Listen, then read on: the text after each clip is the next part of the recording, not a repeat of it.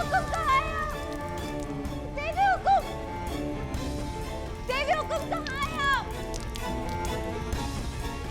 तुम रुको, मैं देखूं।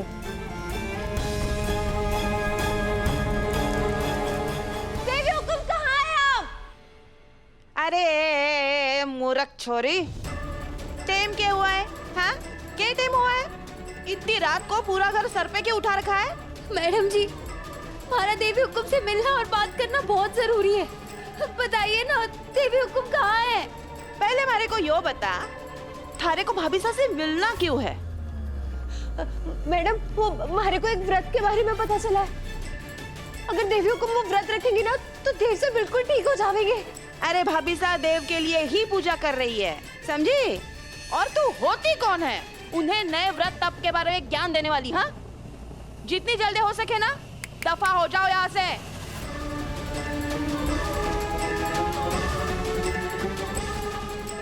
हमारे को देवी हुकुम से मिलने दीजिए। मैं तुरंत बात करके वापस चली जाऊंगी। अरे मैंने कहा ना, तू भाभी सा से ना मिल सकती। क्या हुआ सारिका? अरे भाई सा देखिए ना ये। वसु, तुम्हारी देवी हुकुम मंदिर में है।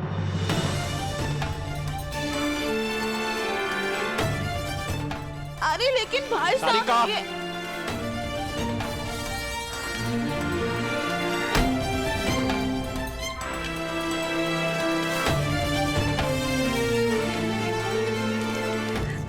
देवी हुकुम, देवी हुकुम, हमारे को एक तरीका मिला है जिससे देव से बिल्कुल ठीक हो जाएंगे।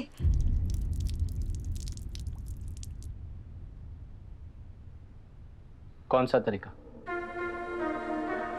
देवी हुकुम, आज हमारे को मंदिर में एक दिव्य बाबा मिले। यूं समझ लीजिए कि वो भगवान का रूप थे। उन्होंने कहा कि देव सर के तार आपसे जुड़े हैं, लेकिन आपको देव सर के लिए एक भिक्षा व्रत रखना होगा। उसके बाद देव सर ठीक हो जाएंगे। देवी हुकुम, इस व्रत में आपको अपनी सारी सुख सुविधा, अपने महंगे गहने त्यागने होंगे। अपना मान अभिमान भूलकर एक साधारण माँ के रूप में 11 घरों में जाकर अपनी झोली फैलाकर भिक्षा मांगनी होगी, और उस भिक्षा की सामग्री से अपने हाथों से भगवान के लिए भोज तैयार करना होगा, और फिर वो भोग भगवान को खिलाना होगा, और वही प्रसाद देव सर को देना होगा।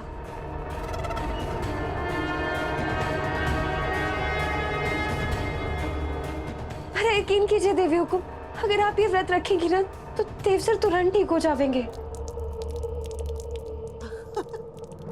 इसे कहवे एक नंबर मूर्ख छोरी। अरे आधी रात में ये क्या बकवास करे है तू?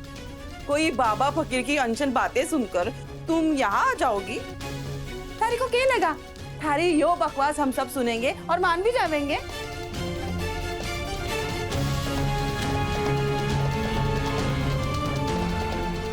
मैं ना चाहती कि कोई भी किसी भी तरह भाभी साहब के इस पूजा में विघ्न लाए।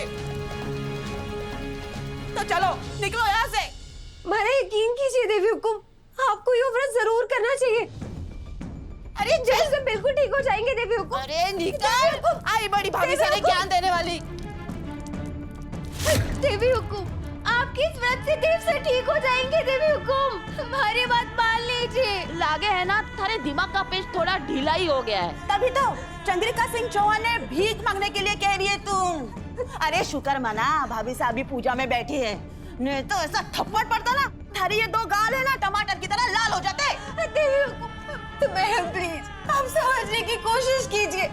देवी हुकुम का किसी भी सूरत में ये व्रत करना बहुत जरूरी है। देवी हुकुम, सच कह रहे हैं लोग, लातों के भूत बातों से ना मानते। चल देवी हुकुम, हमारी बात मान लीजिए। देवी हुकुम, देवी हुकुम।